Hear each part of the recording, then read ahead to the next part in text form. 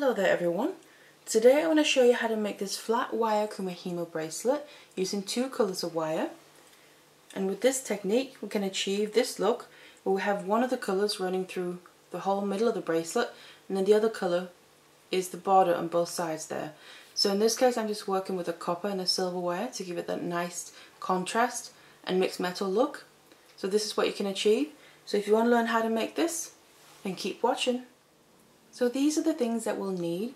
Now first off we'll need a Kumihimo disc here. In this case I'm just working with my round one. We're making a half round braid, but what you can actually do is use either the round disc or the square disc. You're going to get the exact same result, so which one you use is completely up to you. And then what we'll need is our wire that we're going to be working with here. Now these are both regular round wire and they're both a 0.4mm, so the same gauge here. I'm just working with two different colours, so a silver wire and then a copper wire to give it a nice contrast. And then finally I have my findings up here. I've got my ribbon ends that I'm going to use to finish off the bracelet at the end. These are 8mm in the width. They're going to fit what I'm going to be doing perfectly, but you can get them in different sizes depending how your braid ends up. And then I've got my extender chain, jump rings, and then my clasp. So let's get it all together and let's get started. So the first thing we need to do is cut our wire, and we'll need quite a few lengths for this. So what I have here is, in total I have 16 lengths of about 1 meter each, and because I'm working with the two colours, my copper colour here I have 8 lengths, and then of my silver wire I've also got 8 lengths, which then makes 16 in total. Now what you can do is change up how many wires you want to use. This is just what I'm using. You can use less or more, that's completely up to you. It'll just give you a bit of a different result. What we're also going to do is, we have these 1 meter lengths, we're going to be folding these in half and then working with about half of this as a working length. So each of these are going to turn into 2 working lengths. So then what I'm going to do is just put all my wires together here roughly at one end, so they're about equal, and then we need to find the middle, roughly the middle of these wires. So I'm going to take both of my ends here with all of them together, put them together like this, and then up here we'll find roughly where the middle is. So it's going to be just around there. And then what we need to do is just make a little loop here, just gentle one, so you can just fold it gently around your finger, and I'm just going to make 1 or 2 twists here, just like that. And this is just so we have all the wires together so we can put it on the disc easier, but also I'm going to use this little loop to then add a weight as well.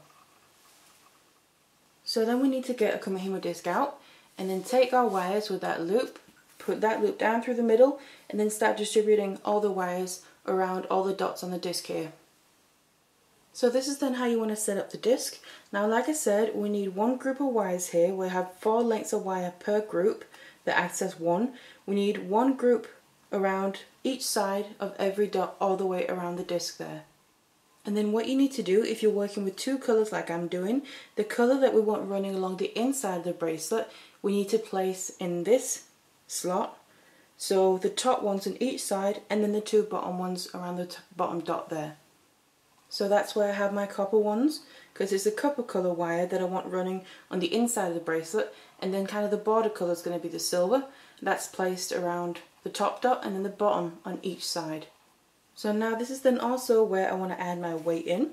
So I get my Kumihimo weight here and just use the hook on that and then place it in that little loop that we made.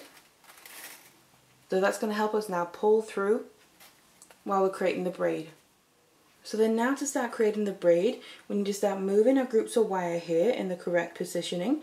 Now this braid doesn't travel around the disc like say a regular 8-strand round braid would do. It's always going to stay in this position, so we don't need to keep turning it like we would do normally. So what we need to do is start from the top here. So I'm going to start with my top right one and then get all those out, and just as you're working with your wire as well, just make sure you don't tangle it up too much because it can get some kinks and that. Make sure your wire is completely without any kinks, and then take that whole group of 4 wires here. And I always like to, as I'm moving my wire, I run it through my fingers to help straighten it out.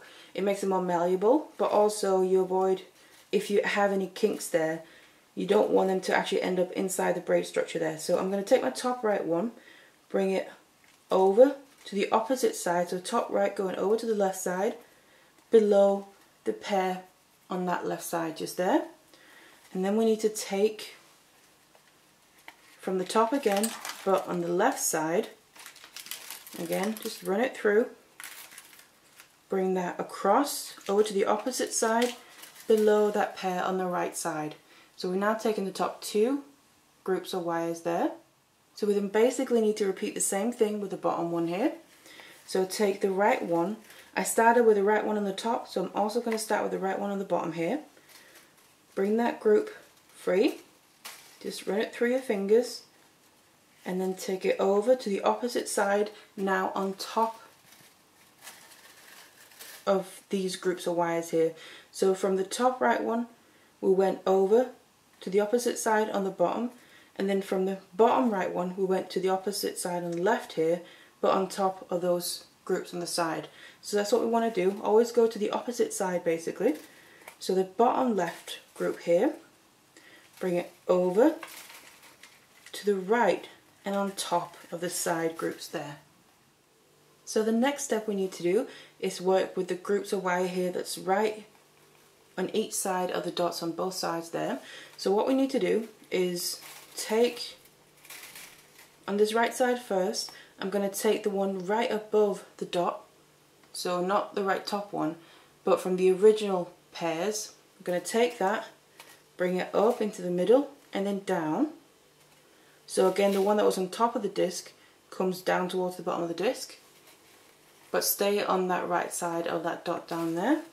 So now the equivalent one on the left side, so right above the dot, bring it up and down and stay on the left side. And then for the last two, we need the bottom ones on each side of the dot there. So again, the right one, take it up and bring it up. So the one just below the dot here from the right side, bring it up to the top and stay on the right side of that dot. And the other side, the one right below the dot, from the left side, goes up, stays on the left side of that top dot there. So now we just need to reposition all the wires here on the side. So to get back to the original starting position, all we do is take the one from the top here, bring it down towards the dot, and then from the bottom in towards the dot. So instead of having that big gap between those wires around that dot, we just bring them in to be right next to the dot, just like how they were right at the beginning. So this is now one full go around on the disc, and this is now basically what we just want to keep doing. So keep repeating these steps. So just remember to always start with the same side first. So I just take my top right one,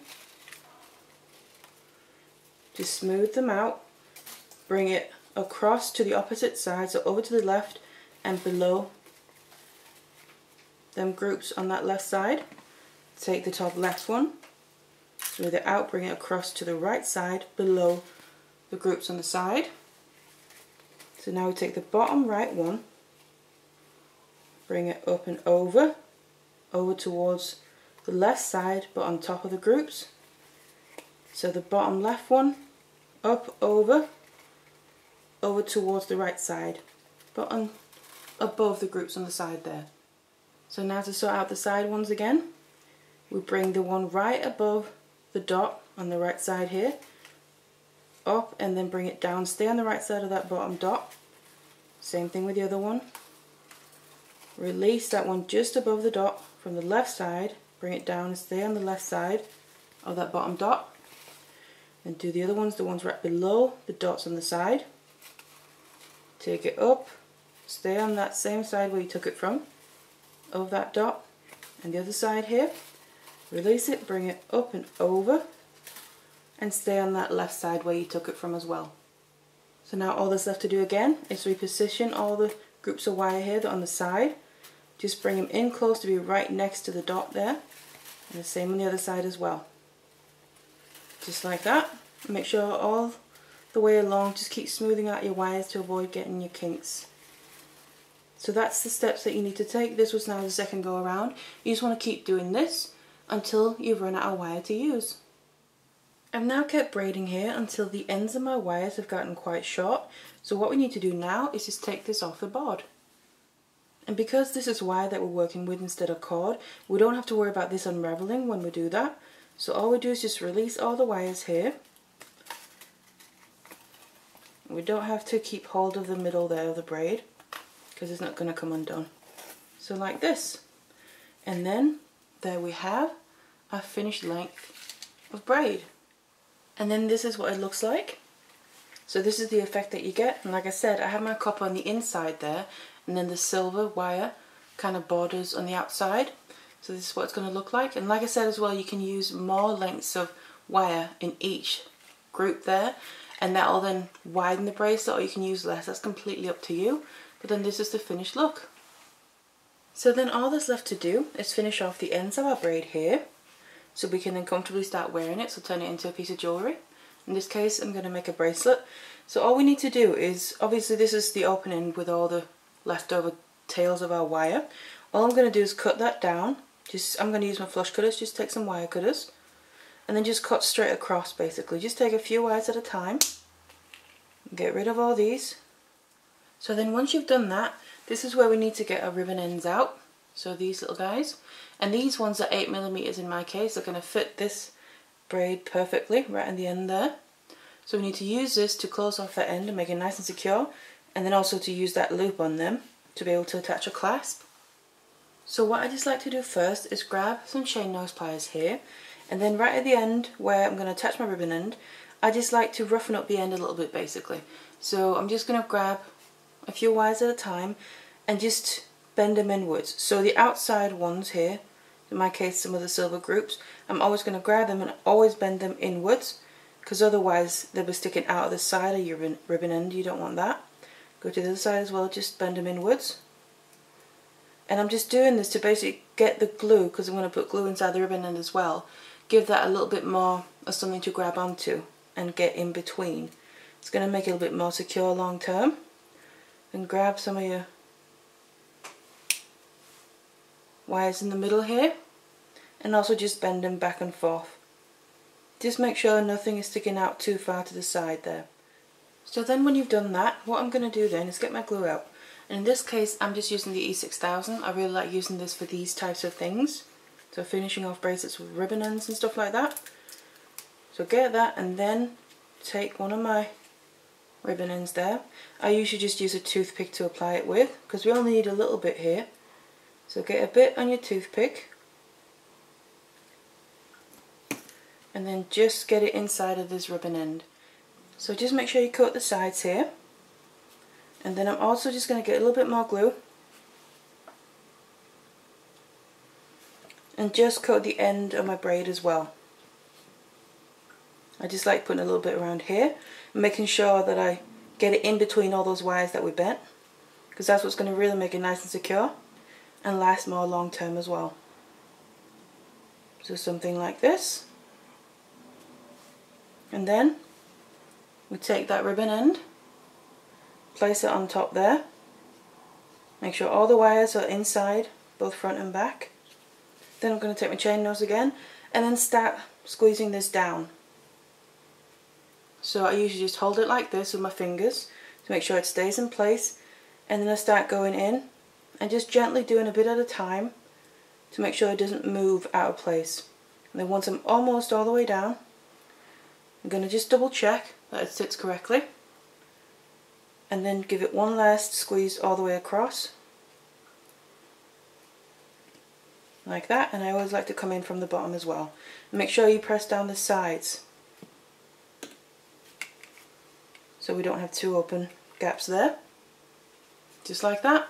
And then now that end is secured. So that is how you finish off the ends. And obviously you want to make sure as well that you want to get the right length for your bracelet if that's what you're making.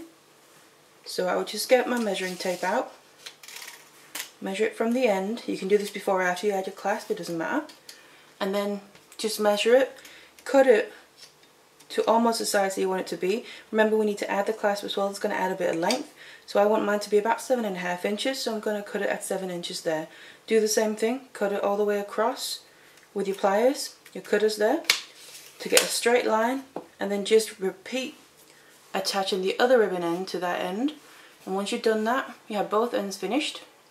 And then what I just want to say as well, a little tip, if you want to make more than just the one bracelet here of the same, what I recommend that you do instead of making kind of one bracelet at a time on the Kumihimo disc is that you basically work with much longer lengths of wire and just continue braiding, so you get a very long length, and then you take that and cut into sections of the size that you need them to be. So it's just a tip because that way you have a lot less wastage of your wires as well. So I've now finished off both ends here, and I've also attached my clasp and extended chain, and then all that's left to do is shape the bracelet.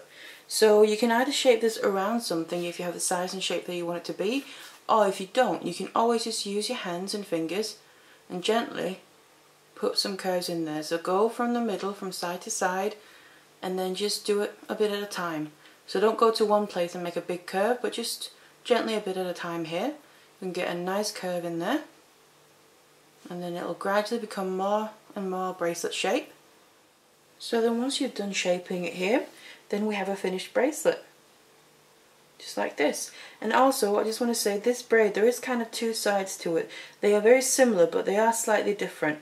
So you can kind of say it's the front and the back. Whatever side you want to use is really up to you. It's whichever one you prefer, you can use either. So that's how you make this bracelet.